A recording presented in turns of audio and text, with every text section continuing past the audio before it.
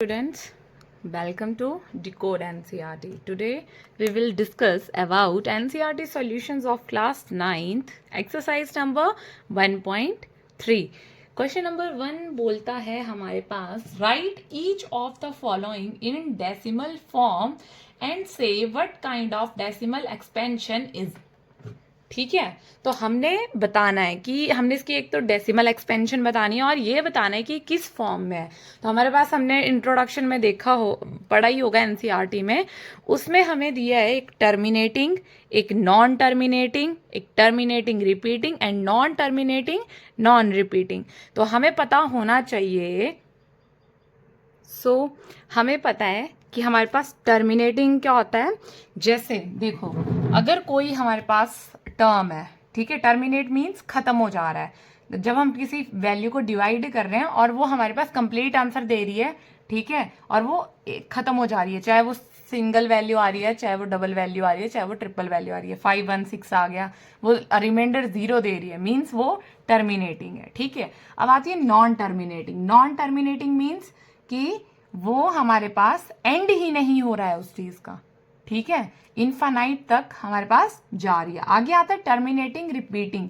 अब terminating repeating का means जैसे ये है, देखो 0.555 हमारे पास वो रिपीट भी हो रहा है बट एट द एंड वो जाके खत्म भी हो जा रहा है। ठीक है, तो इसको हम और फॉर्म में ऐसे भी लिख सकते हैं, 0.5 जो रिपीट हो रहा है उसके ऊपर हम बार लगा देंगे। ठीक है, आगे आता है fourth one is non terminating and non repeating.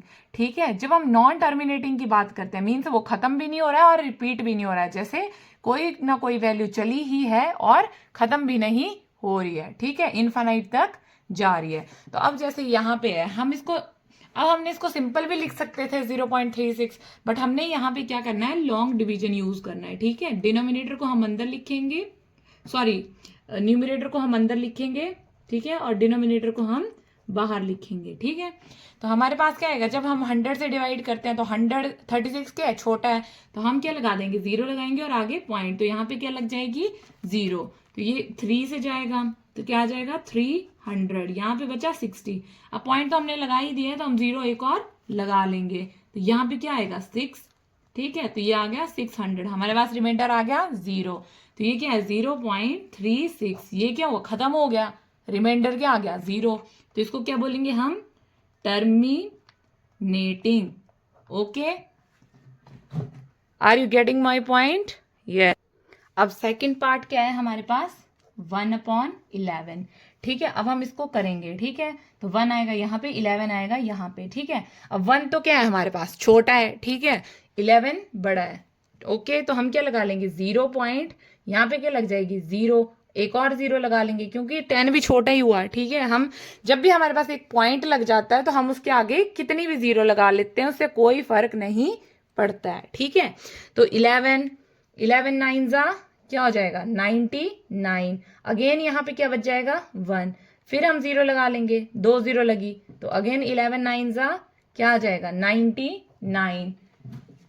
ठीक है, अब देखो जब यहाँ पे एक 0 से नहीं हुआ तो यहाँ पे एक और 0 लग जाएगी। ठीक है, 11 0 0, ओके, तो फिर 9 से करेंगे, फिर दोबारा यहाँ से नहीं हुआ, एक 0 2 0 लगेंगी, 0.09। ठीक है, यहाँ पे अगेन 1 बच गया, अब एक 0 नहीं हुआ, अगेन 0 लग जाएगी, फिर हम एक और 0 लगाएंगे, तब हमारे पास क्या आ जाएगा 99, फिर हमारे पास 1 बच रहा है, तो मीन्स ये हमारे पास कैसे जा रहा है 0.090909 अप टू सो ऑन, ये इस फॉर्म में जाएगा। तो ये हमारे पास क्या बन जाएगा, अब ये क्या हो रहा है, टर्मिनेट नहीं हो रहा है, तो means non terminating but repeating.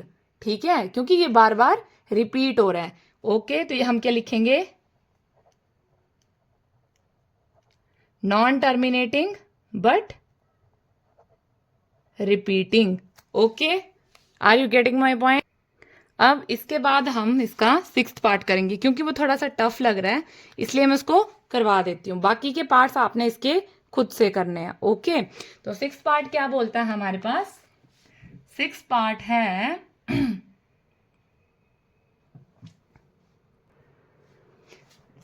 3 329 upon 400। जब हम इसको करेंगे, ठीक है, तो हम यहाँ पे क्या आ जाएगा 329 और यहाँ पे 400। जब हम इसको करेंगे तो ये 329 तो 400 से छोटा है, तो 0 पॉइंट यहाँ पे एक 0 लगा लेंगे। अब ये किससे जा रहा है, 8 से जा रहा है। कितना आएगा 3200, क्योंकि 4 8 32 होते हैं, ठीक है।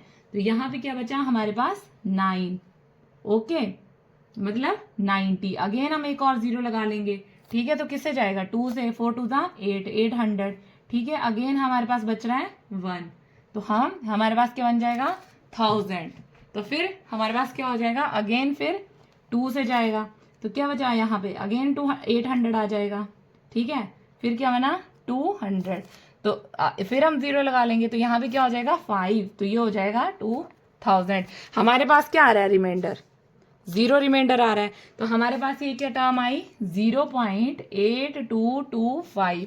अब ये क्या हो रहा है, खत्म हो जा रहा है, बट ना ये रिपीट हो रहा है, ठीक है, बट टर्मिनेट तो हो रहा है। तो हम क्या लिखेंगे इसको, इट इज टर्मिनेटिंग, ठीक है। बाकी पार्ट्स इसके बिल्कुल सिंपल हैं और इजी हैं, आप लोगों ने खुद से करने हैं। अगर कोई डाउट होगा, कोई क्वेरी होगी, तो आप मेरे से कमेंट सेक्शन में पूछ सकते हैं, ओके। अब क्वेश्चन नंबर 2 आता है हमारे पास, बोलता है कि यू नो दैट 1/7, इन्होंने लिख के दिया है कि 1/7 को हम क्या लिख सकते हैं 0.142857 के ऊपर बार। मीन्स ये क्या कर रहा है, टर्मिनेट नहीं कर रहा है, नॉन टर्मिनेटिंग बट रिपीटिंग, ठीक है, रिपीट कर रहा है। तो इन्होंने बोला can you predict what the decimal expansion of 2/7, 3/7, 5/7, 6/7 of or without actual. मैंने यहाँ पे लिखा नहीं है, बट क्वेश्चन में ये भी बोला है without actual doing the long division. अब जैसे हम एग्जांपल लेके कर रहे थे कि लॉन्ग डिवीजन करके, वैसे नहीं करना है। अब इसको हमने इसको सिंपली प्रिडिक्ट करना है, ठीक है। तो हम कैसे लिख सकते हैं, सबसे पहले हम लिखेंगे 1/7 को हमें क्या बोला है 0.142857 के ऊपर बार, हमें ये चीज बोली हुई है, ठीक है। तो हम क्या करेंगे, अब देखो हमें किसका निकालना है 2/7 का निकालना है, इज इक्वल टू करेंगे। अब इसको क्या लिख सकते हैं 2 × 1/7 ऐसे लिख सकते हैं ना, ठीक है। तो अब हमें पता है इज इक्वल टू 2 × 1/7 का तो हमें पता है 0.142857, ठीक है, इसके ऊपर बार। अब हमने क्या करना है, डायरेक्टली 2 से हम इसको मल्टीप्लाई करेंगे। अब देखो 0 से हम किसी भी चीज को मल्टीप्लाई करते हैं वो 0 ही आता है। अब यहाँ पे क्या आ जाएगा 0.285714, ओके, ये चीज आएगी।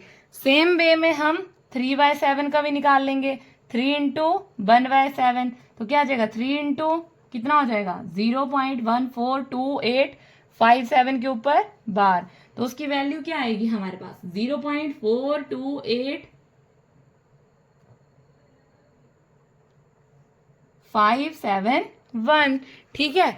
ऐसे ही हमने बाकी सारी भी निकालनी है। तो मैं आपको बता देती हूँ कैसे क्या आएगा। 4/7 की डायरेक्ट हमारे पास क्या आएगी 0.571428, ठीक है, मैंने डायरेक्ट मल्टीप्लाई करके बता दिया। 5/7 की आएगी हमारे पास 0.714285, ठीक है। ये था हमारा क्वेश्चन नंबर।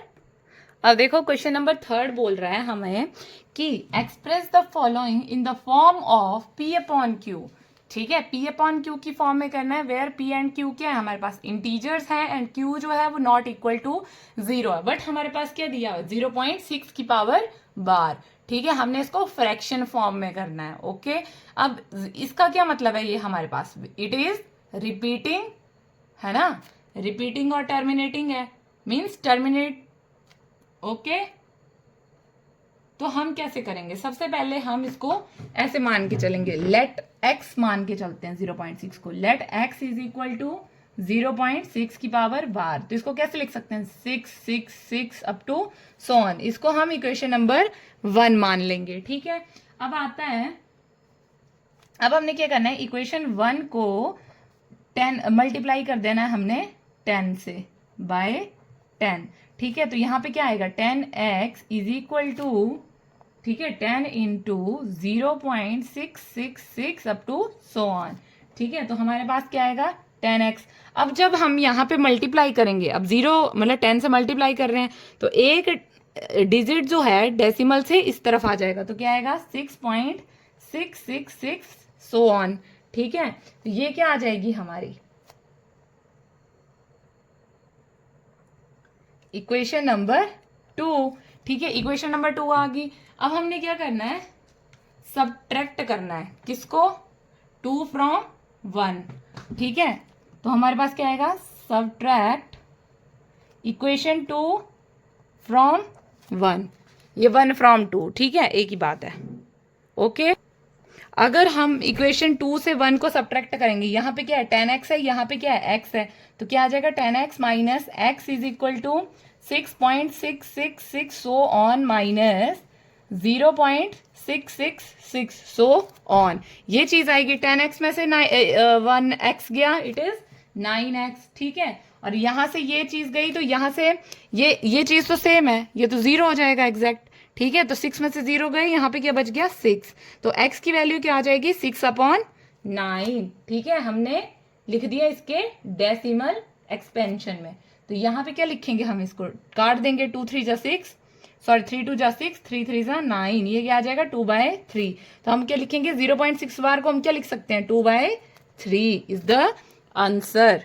ओके, अब हम इसका थर्ड पार्ट करेंगे। ठीक है, क्योंकि क्वेश्चन सेकंड पार्ट जो है आप लोग इसका खुद से करेंगे। ठीक है, अब हम इसका थर्ड पार्ट करते हैं, विच इज 0.001। ठीक है, तो हम क्या करेंगे, let x is equal to 0.001 का वार, इसको हम कैसे लिख सकते हैं 0.001। ठीक है, अगेन 001 सो ऑन इट, ये क्या आ जाएगी हमारी इक्वेशन नंबर 1। अब हमने क्या करना है, अब हमने देखना है कि हमारे पास जितनी डिजिट्स के ऊपर बार होगा ना, हमने उतने से मल्टीप्लाई करना है। अब पिछले क्वेश्चन जो मैंने करवाया उसमें क्या था 0.6 के ऊपर बार था, तो हमने सिर्फ एक डिजिट के ऊपर बार मिला। ठीक है, तो हमने एक मतलब मल्टीप्लाई बाय 10 किया। अब यहाँ पे क्या है 3 डिजिट्स के ऊपर बार है, तो हम क्या करेंगे मल्टीप्लाई बाय 1000। ठीक है, मल्टीप्लाई इक्वेशन 1/1000, तो हमारे पास क्या आ जाएगा 1000x is equal to 1000 into 0.001001 so on.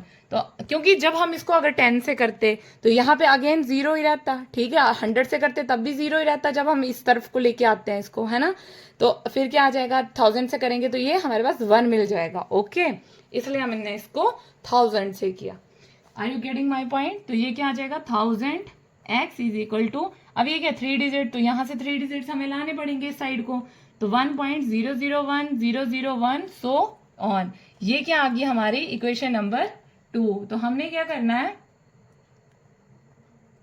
Subtract 2 from 1। ठीक है, तो अब हम करेंगे तो ये क्या आ जाएगा हमारा 999x इज इक्वल टू 1, क्योंकि जब हम इससे इसको माइनस करेंगे ना तो हाँ ये सारा तो कैंसिल हो जाएगा, हमारे पास क्या बचेगा 1, तो x की वैल्यू आई 1/999। ओके, ठीक है, तो हम क्या लिख सकते हैं 0.001 बार को क्या लिख सकते हैं 1/999 इज द आंसर। ये हमारा एचपी बोर्ड में बहुत इंपॉर्टेंट क्वेश्चन है, एक क्वेश्चन तो आपको फाइनल एग्जाम्स में मिलता ही मिलता है। ओके, तो आज हमारे 3 क्वेश्चन कंप्लीट होते हैं, बाकी हम नेक्स्ट पार्ट में करेंगे। Okay, bye.